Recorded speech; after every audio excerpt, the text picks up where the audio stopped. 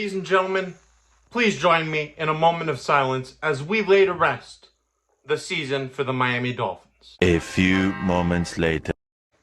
Thank you for your cooperation, and welcome back to the Bills Bunker. As always, I'm Jake Varco, and man, the Miami Dolphins are an embarrassment.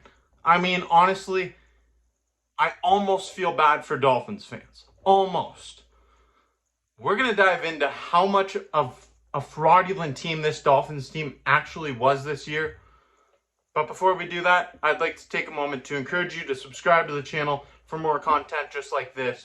And a reaction video coming up this week between the Buffalo Bills, Pittsburgh Steelers. It's a big wild card matchup. Plenty of other content coming your way. But right now, this is too funny. It's honestly sad how fraudulent this Dolphins team is. This Miami team just got embarrassed. They got bullied by the Kansas City Chiefs. This team messed up so bad, they've got Mike McDaniel stressing to the point where he needs to vape on the sidelines. I'm going to hear a lot of comments about how the weather was cold and they had to go to Kansas City, or there was injuries on this team.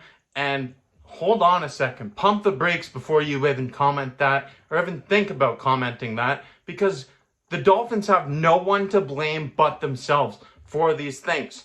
They would not have had to play in Kansas City if they would have just won that game against the Tennessee Titans, not given up a 2-score lead with less than 3 minutes to go. And how about you had a 3-game division lead over the Buffalo Bills at one point when you were 9-3, the Bills were 6-6, and you choked that away? That is hilarious. They literally choked that thing away and lose to the Bills in Week 18, at home nonetheless. And then you go into Kansas City and you do that. That's embarrassing.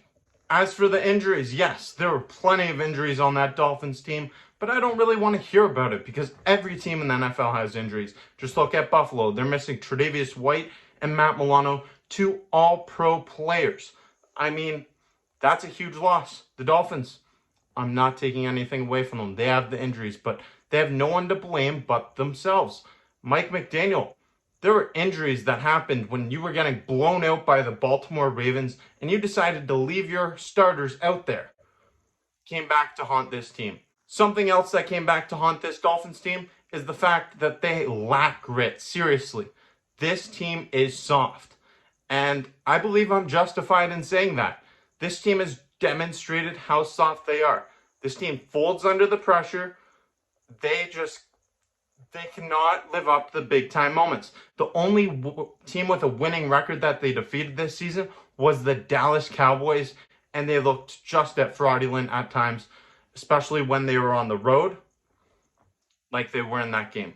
Without a doubt, the Dolphins have some great players on that offense. Mostert, Tyreek Hill, Jalen Waddle, like those guys, they're solid.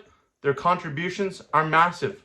But the biggest goal for this team seemed to be the race to 2,000 yards for Tyreek Hill, and unfortunately for him, he didn't reach that goal. This Dolphins team is more of a track team than a football team. You have a high-octane offense that can light up the scoreboard for 70 points against a Denver Broncos team in Week 3 that just looked atrocious. But when you go up against tough division that's actually going to give you a fight, yeah, it's pump the brakes there. They want nothing to do with that. The Dolphins, they're soft. And I seriously think it's time to have a conversation about Tua Tagovailoa, because he's throwing the ball to Tyreek Hill and Jalen Waddle. Of course his numbers are going to be inflated. He had some solid numbers this season. I'm not going to debate that. But this guy, when he gets pressure on him from defenses, he folds, he struggles in the cold weather, and that is a proven fact. Once again, we saw it in this game against the Kansas City Chiefs. We've seen it in the past. And that, my friend, is a problem because, newsflash, you are playing in Miami. Pretty much everything is north of that in the NFL. The Dolphins might have had some of you fooled early in this season, but they didn't have me fooled. This team has shown, they've proven time and time again, they can't handle the big time moments, and they are frauds. And it's unfortunate for that Miami fan base, but it is a legitimate thing. And I think that it's being seen on a widespread scale, and they just exposed themselves over that last few weeks of the NFL season, and then into the wild card.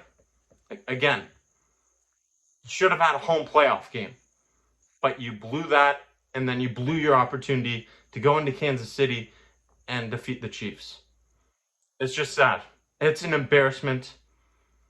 Tough way to end your season.